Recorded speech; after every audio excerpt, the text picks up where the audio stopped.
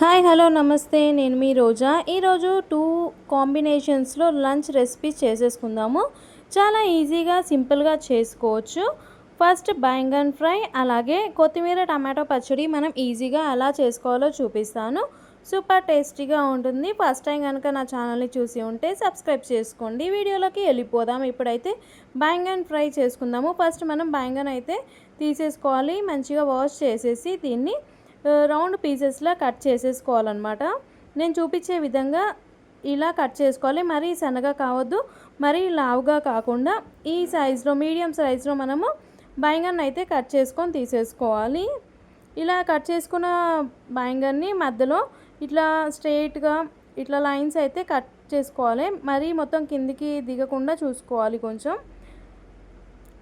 ఇలా కట్ చేసి, ఎందుకంటే దీనికి మనం మసాలా అప్లై చేస్తాం కాబట్టి ఈ విధంగా కట్ చేసుకోవాలి. మంచిగా కుక్ అవుతుంది కూడా.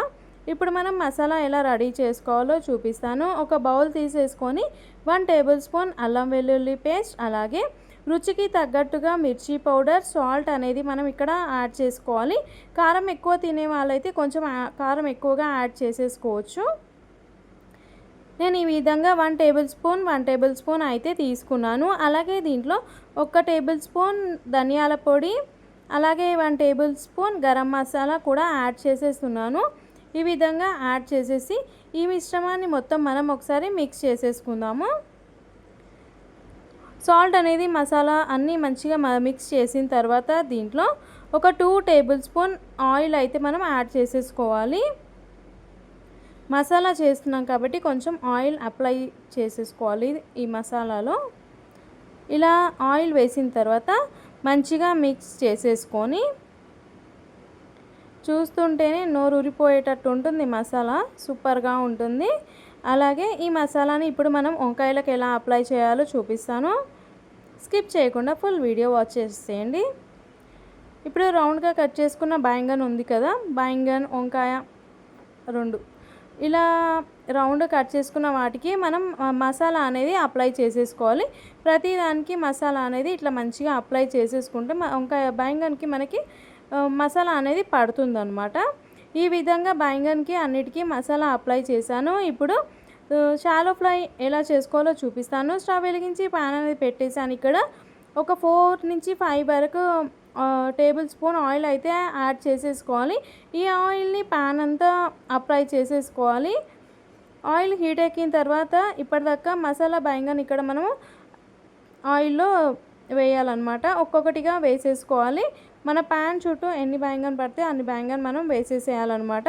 స్టవ్ సిమ్లో పెట్టుకొని ఈ బైంగన్ని మనం ఫ్రై అయితే చేసేసుకోవాలి.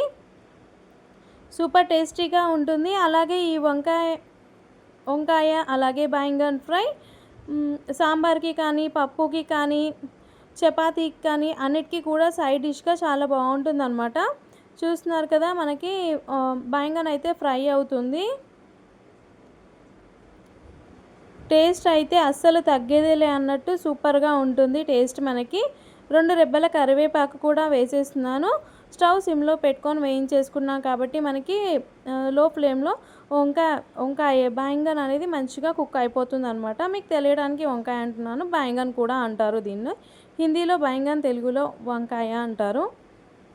1 సైడ్ ఫ్రై అయిన తర్వాత నెక్స్ట్ సైడ్ కూడా మనము వీటిని తిప్పుకోవాలి.